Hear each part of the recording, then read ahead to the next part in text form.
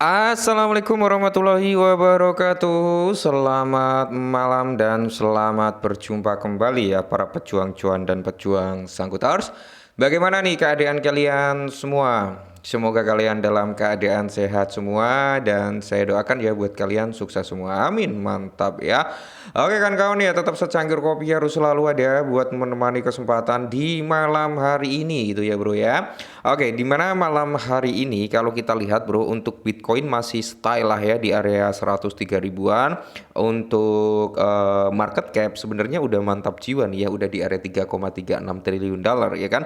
Semoga di pertengahan malam nanti bisa di area 3,4 triliun gitu ya. Amin. Untuk Fahrenheit Index bro berada di area 74, dan untuk parameter harga Bitcoin ya kalian bisa lihat sendiri lah ya, masih berkonsolidasi gitu kan di area 103 ribuan bro. Nah kalau kita lihat untuk Ethereum setelah dia menyentuh di zona 2,6 something gitu kan, habis itu terjadi sedikit reject, nggak masalah bro ya, hal wajar juga. XRP ini bro, waduh 3% malam hari ini.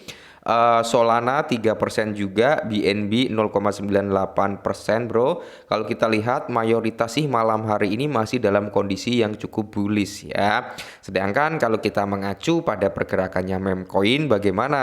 Nah, kita lihat dulu nih dari sektornya meme coin ya bro ya. Untuk meme coin sendiri, market cap masih sangat bagus ya, recover sekitar 3,13%.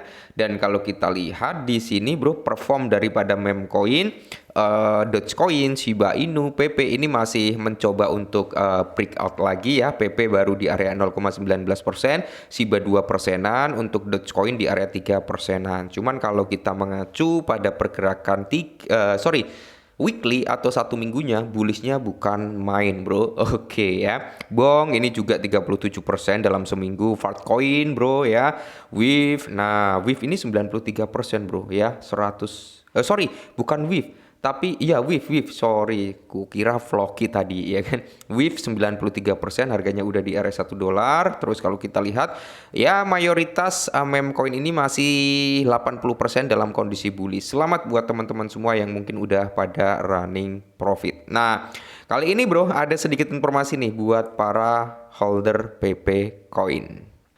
Jadi di sini bro, transaksi paus PP melonjak 257%. Apakah harga koin PP akan mencapai puncaknya? Semoga saja bro, semoga saja. Jadi kalau kita lihat harga koin PP membentuk puncak ganda karena transaksi paus melonjak hingga 257%. Apakah PP akan mengalami penurunan 25% hingga mencapai level di area 1063 sebelum dia membuat pembalikan tren dan membuat all time high-nya. Jadi harga koin PP di perdagangan pada kisaran 13, 14 kayak gitu ya, turun 3,19%.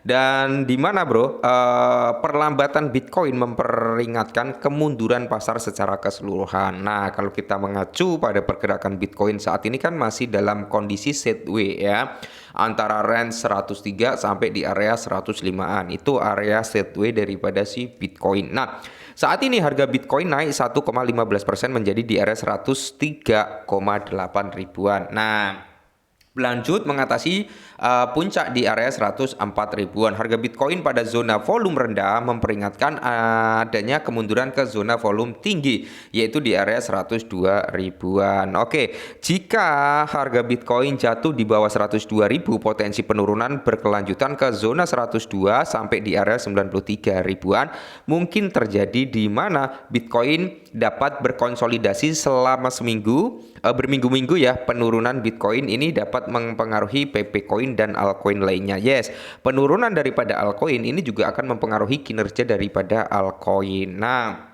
apakah paus menjual diri sebelum terjadinya kecelakaan gitu kan? Oke.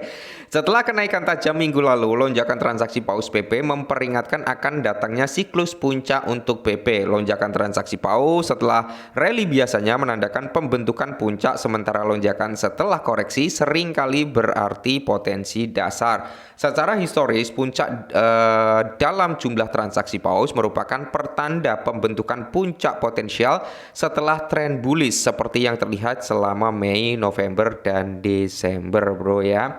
Nah, di sini kalau kita lihat ya kan, Untuk analis harga koin PP sendiri memperingatkan akan terjadinya penembusan double top. Nah, kalau kita berbicara double top, bro, itu berarti akan ada koreksi harga, ya kan, akan ada koreksi harga di mana harga koin PP itu melonjak 100% dari zona 75 menjadi di area kepala 15 antara 6 Mei sampai 12 Mei. Nah, sehingga mengakibatkan pergeseran ke samping dengan area 1274 sebagai garis dasarnya. Konsolidasi menghasilkan dua puncak yang mengisyaratkan pembalikan puncak pada ganda dengan penurunan 7,4%. Oke, jadi kalau kita lihat seperti ini, bro, ya.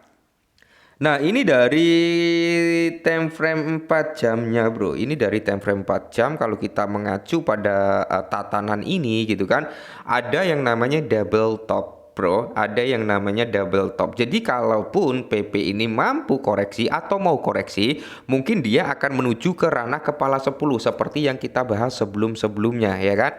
Nah, kita lihat dulu untuk real chart si PP. Nah, kalau di sini, bro, kita turunkan time frame. Tadi kan dia analisnya di time frame 4 jam. Nah, ini ya, bro, ya.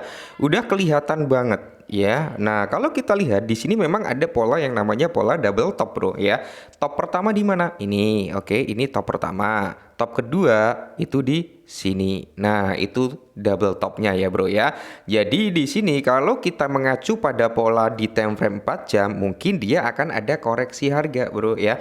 Koreksinya sampai mana? Nih, kita udah kasih tanda kemarin-kemarin ya. Itu udah sempat kita bahas, cuman kan kita nggak membahas double topnya. Kita mengacu pada pergerakan Fibonacci retracement-nya ya. Kalaupun dia mau koreksi, bisa sampai di kisaran sini, bro. Nah, kepala 11 sampai di kisaran harga kepala 10 sama ya dengan analis yang dibilang di artikel tadi, kurang lebih seperti itu. Makanya di sini, bro, kalau kalian memang masih bullish dengan PP, ya kalian bisa DCI di kisaran kepala 11 sampai di kisaran kepala 10.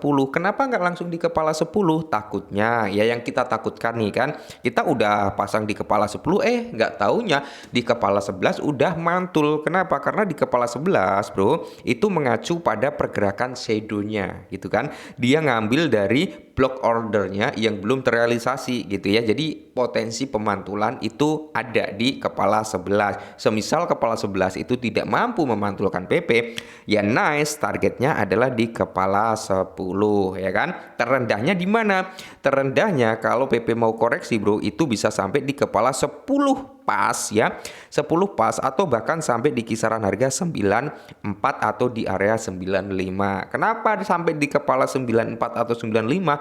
Karena di situ ada area resisten sebelumnya yang notabene cukup kuat untuk nahan PP biar nggak dropping ke bawah lagi gitu ya. Nah, semisal nih sentimen market ini semakin positif ya kan, kemungkinan besar ya PP bisa kembali breakout tanpa harus dia melakukan penurunan. Karena gini, bro, nggak selalu double top, nggak selalu double bottom itu bisa menurunkan harga, nggak selalu, walaupun potensinya itu cukup tinggi untuk koreksi, tapi ada kalanya di mana dia bisa mematahkan pola tersebut atau tiba-tiba breakout. Dengan apa? Dengan adanya sentimen yang cukup positif dari sektor kripto, dengan adanya sentimen yang cukup positif dari newsnya juga gitu ya. Oke, jadi kalian perlu waspada dan antisipasi ya. Semoga saja sih dia breakout. Kalaupun dia sampai koreksi sampai di kepala 10 gitu, bro, ya berarti jaring saya kena gitu aja. Oke, mungkin ini dulu, semoga bermanfaat, tetap semangat dan salam cuan.